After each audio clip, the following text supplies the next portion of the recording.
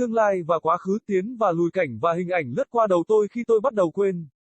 Chấm hỏi, phần y tôi thức dậy trong bệnh viện với cảm giác tốt như mọi khi. Mọi thứ đã ổn thỏa. Tôi đã trở thành tay trống bất khả chiến bại tài năng nhất từ trước đến nay trong lịch sử đánh trống và tôi biết rằng điều đó sẽ xảy ra sau 3 năm nữa.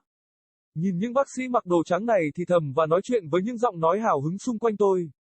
Sự phấn khích của tôi giảm đi một chút và những suy nghĩ đen tối bắt đầu lờ mờ như một đám mây đen.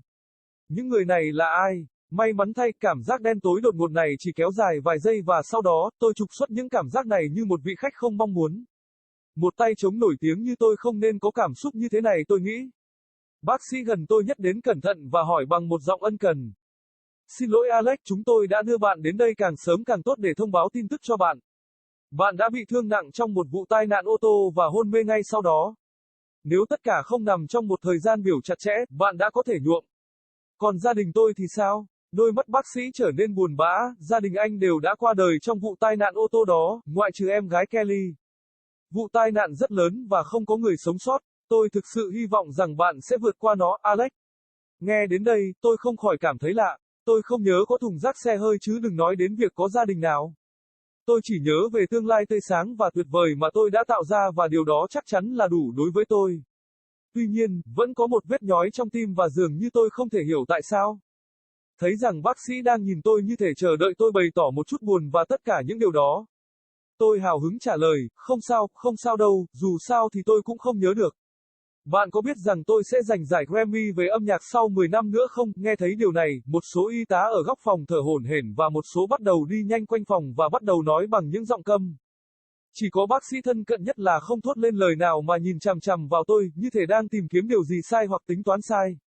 Nhưng cuối cùng, anh ấy thở dài và hỏi, bạn có nhớ gì trước khi bạn đến đây không? Từ trước đây nghe có vẻ lạ trong tai tôi. Tất nhiên là tôi đã nhớ, tôi sẽ trở thành một tay trống nổi tiếng và đoạt giải Nobel âm nhạc. Nhưng trước khi tôi đến đây, tôi dường như không thể nhớ lại những gì đã xảy ra trước khi tôi đến đây.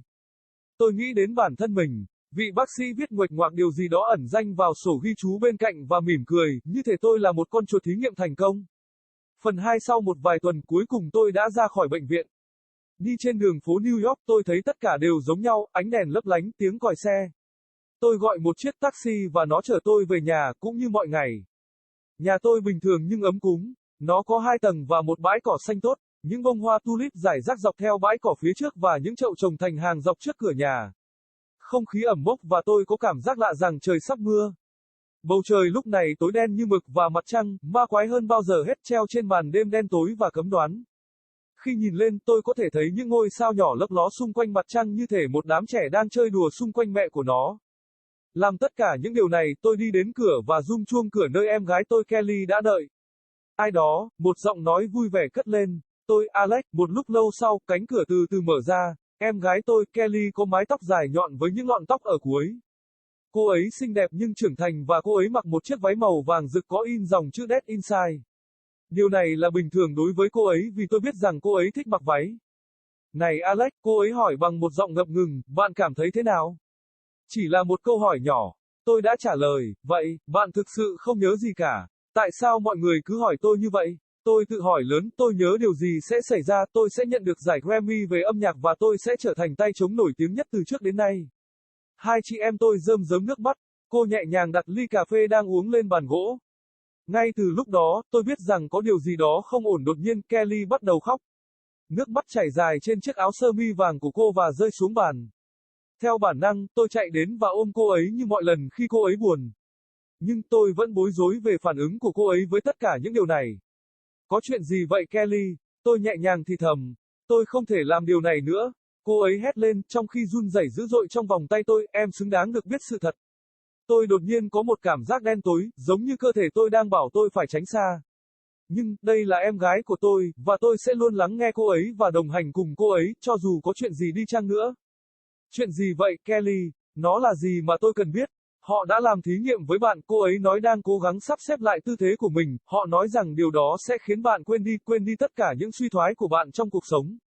Nhưng Alex, nhớ lại một điều gì đó kinh khủng và chọn cách tránh nó sẽ không giúp ích được gì cho bạn.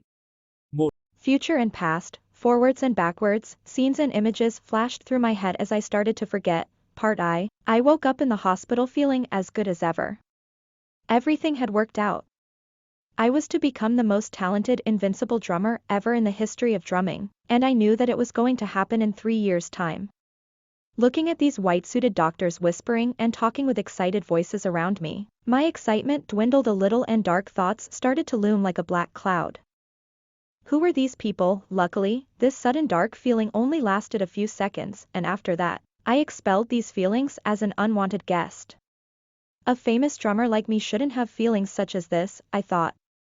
The doctor nearest to me came over carefully and asked in a kind voice, "Sorry, Alex. We brought you here as soon as possible to inform you the news. You've been hurt badly in a car crash and have been through a coma straight after. If all was not on a tight timetable, you would have died. What about my family?" The doctor's eyes became sorrowful. "Your family all passed away in that car crash, except your sister Kelly. The crash was huge and there were no survivors. I really hope that you'll get over it, Alex." Hearing this, I couldn't help but feel strange. I didn't remember a car crash, let alone having any family. I only remember the bright and fabulous future that I created, and that is definitely enough for me. However, there is still a stab of pain in my heart and I can't seem to figure out why. Seeing that the doctor was looking at me as if waiting for me to express some sadness and all that, I replied enthusiastically, "Nah, it's okay, I can't remember them anyway. Did you know that I'll win the Grammy Prize of Music in 10 years' time?" Hearing this, some nurses on the corner gasped and some started to pace around the room and started to talk in hushed voices.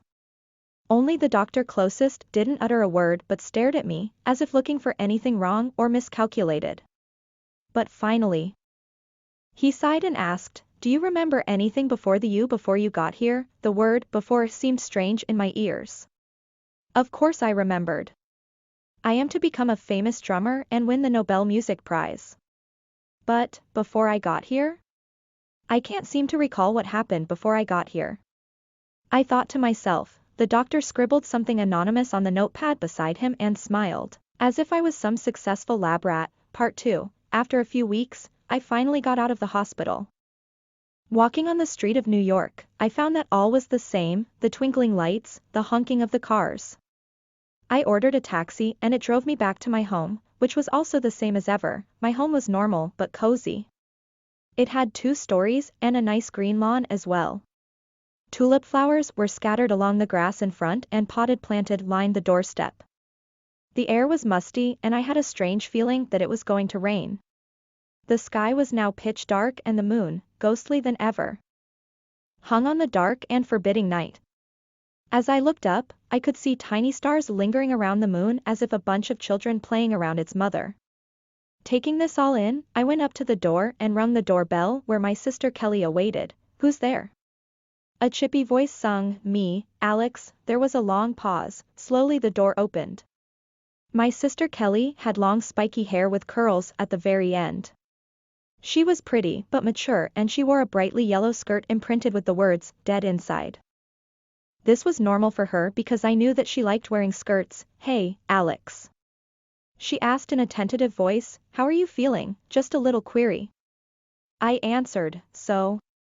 You really don't remember anything? Why does everyone keep asking me that?"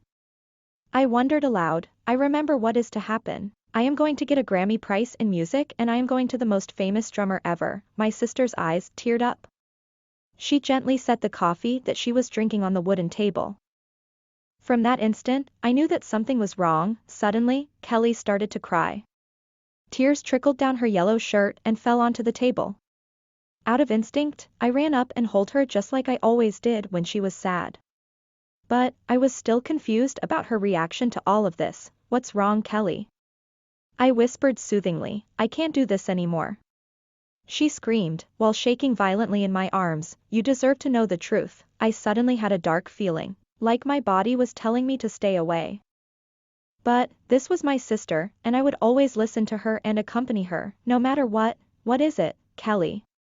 What is it that I need to know?" "They did experiments on you," she said, trying to recompose her posture. "They said that it'll make you forget all your downturns in life. But Alex, remembering something horrible and choosing to avoid it is not going to help you."